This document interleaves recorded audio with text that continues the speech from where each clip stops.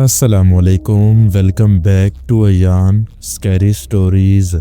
दोस्तों, कैसे हैं आप लोग? उम्मीद करता हूँ आप लोग खैर खैरियत से होंगे और जहाँ कहीं भी होंगे खुश होंगे। अल्लाह पाक आप लोगों को हमेशा ऐसे ही खुश रखे और सेहत वाली लंबी उम्र दे।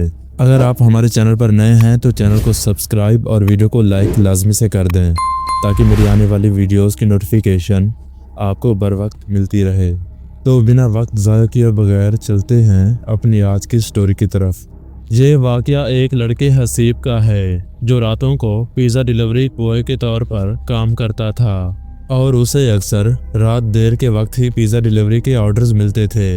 हसीब ने अपनी ज़िंदगी में बहुत से ग्राहक देखे थे और मुख्तलिफ हालात का सामना भी किया था, लेकिन उस रात का तजर्बा उसके लिए सबसे ज़्यादा खौफनाक साबित हुआ।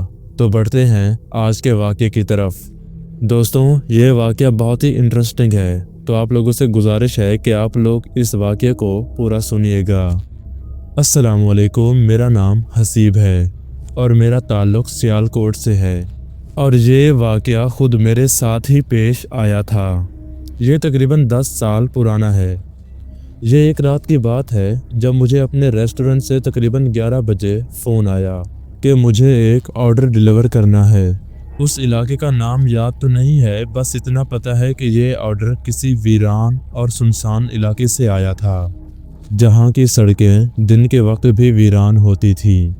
मैंने पहले तो उस इलाके में जाने से इनकार करना चाहा, लेकिन मेरा बॉस बाज़िद था कि मुझे ही ये डिलीवरी करनी है, क्योंकि जिस जगह का ये ऑर्डर था उस जगह के ऑर्डर हमेशा रात को ही आते थे। खैर, फिर मैंने अपनी मोटर बाइक पर पिज़्ज़ा रखा और उस एड्रेस की जानिब रवाना हो गया। रास्ते में मैं जैसे जैसे शहर से दूर होता गया वैसे वैसे सड़कें और भी सुनसान और अंधेरी हो गई। यह इलाका दूर दूर तक खाली और सन्नाटे से भरा हुआ था और पूरे रास्ते में कोई लाइट्स या फिर कोई बल्ब नज़र नहीं आ रहे थे। तकरीबन आधा घंटा सफ़र तय करने के बाद मुझे एक कदीम और बोसीदा इमारत नज़र आई जो कि अपने आप में ही खौफनाक लग रही थी। वो इमारत बहुत ही पुरस्कार थी। ऐसा लग रहा था कि जैसे सदियों से वहाँ पर कोई ना आया हो। उस इमारत को देखकर मुझे एक अजीब सा खौफ महसूस होने लगा, लेकिन मैंने अपने आप को तसल्ली दी कि ये बस एक ऑर्डर है और मुझे ये ऑर्डर जल्दी से ख़त्म करके वहाँ से वापस जाना चाहिए। फिर जब मैं उस बिल्डिंग के करीब पहुँचा तो मैंने देखा कि दरवाजे के सामने एक लंबा आदमी खड़ा है। उस आदमी का चेहरा गैर मामूली हद तक संजीदा और जर्द था और ऐसा लग रहा था कि जैसे उसने कई दिनों से आराम न किया हो। उस शख्स की आंखें ऐसी थीं जैसे किसी गहरे अंधेरे में छुपी हुई हो और उसकी नज़रें मुसलसल मुझे ही घूर रही थी।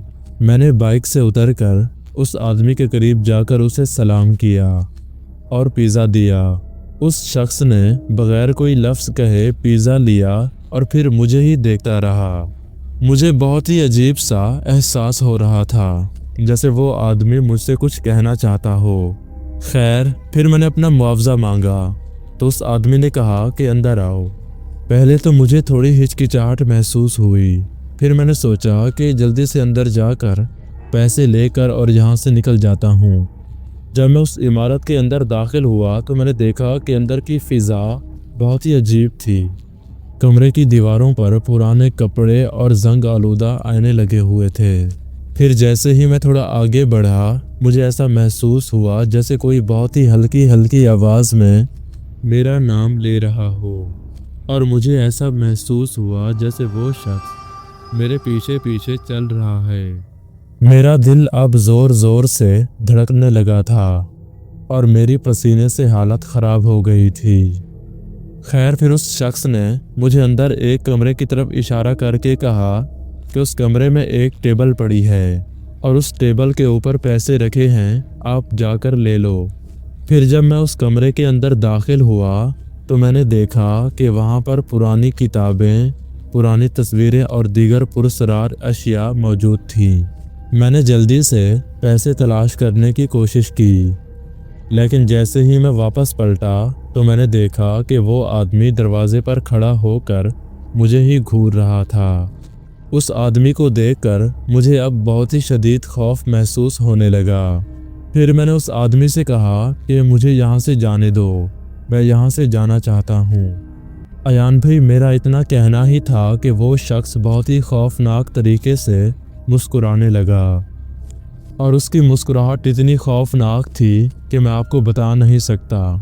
फिर वो शख्स मुस्कुराते हुए बोला, क्या तुम्हें वाकई ही लगता है कि तुम यहाँ से बचकर जा सकते हो? उसका ये जवाब मेरे रोंगटे खड़े कर देने के लिए काफ़ी था। फिर मैंने वहाँ से भागने की कोशिश की, मगर जब मैं दरवाजे के पास पहुँचा तो दरवाज़ा खुद ब खुद बंद हो गया। मैंने दरवाजे को खोलने की कोशिश की, लेकिन वो दरवाज़ा खुलने का नाम ही नहीं ले रहा था। मुझे अब यकीन हो गया था कि ये जगह वाकई में बहुत ही खौफनाक है। फिर कुछ देर बाद उस कमरे की दीवारों से काले साए निकलने लगे और फिर देखते ही देखते वो साए मेरे इर्द गिर्द जमा हो गए और मुझे ये महसूस हुआ कि ये साए इंसानी नहीं हैं बल्कि जिन्नात के हैं। फिर जैसे ही वो साए मेरी तरफ बढ़ने लगे तो मैंने हिम्मत करके कुरान की आयतें पढ़ना शुरू कर दी। जैसे जैसे मैं कुरान की आयतें पढ़ता गया उन सायों की हरकतें धीमी हो गईं और मुझे थोड़ी सी हिम्मत मिली। और इस बार जब मैंने दरवाजे को खोलने की कोशिश की तो वो दरवाज़ा अचानक से खुलता चला गया। दरवाजे के खुलते ही मैं तेज़ी से जाकर अपनी बाइक पर बैठा और वापस जाने की कोशिश करने लगा। जब मैं बाइक पर बैठकर वहाँ से रवाना हुआ तो मैंने पीछे मुड़कर देखा तो मैं क्या देखता हूँ कि वो आदमी दरवाजे पर खड़ा होकर मुझे ही देख रहा था और उसकी आंखों में एक अजीब सी वहशत थी। खैर, फिर मैंने अपनी बाइक की रफ्तार बढ़ाई और वहाँ से निकल गया। रास्ते में मैं बार बार पीछे मुड़कर देखता रहा कि कहीं वो शख्स मेरा पीछा तो नहीं कर रहा। मैं उस रात के वाक़ये को कभी ना भूल सका। फिर अगले दिन मैंने अपने बॉस को सब कुछ बताया और उस इलाके में डिलीवरी देने से इनकार कर दिया। फिर उसके बाद रात को डिलीवरी देने के लिए मैं कभी भी तैयार नहीं हुआ। मैं अल्लाह का शुक्र अदा करता हूँ कि उन्होंने मुझे उस खौफनाक मुसीबत से निकाला। तो अयान भाई, ये था मेरा एक छोटा सा वाक़या। उम्मीद है आपके लिसनर्स को ज़रूर पसंद आएगा। तो आपका बहुत बहुत शुक्रिया कि आपने अपनी स्टोरी हमारे साथ शेयर की। दोस्तों, उम्मीद है आज की स्टोरी आपको अच्छी लगी होगी। अगर अच्छी लगी हो तो चैनल को सब्सक्राइब और वीडियो को लाइक लाजमी से कर दें ताकि मेरी आने वाली वीडियोस की नोटिफिकेशन आपको मिलती रहे। और अगर आपके पास भी कोई हॉरर स्टोरीज़ है तो डिस्क्रिप्शन में दिए गए नंबर पर आप भी मुझे सेंड कर सकते हैं, मैं आपकी भी स्टोरी नारेट कर दूंगा। तो मिलते हैं किसी और इंटरेस्टिंग स्टोरी में। तब तक के लिए अल्लाह हाफिज़।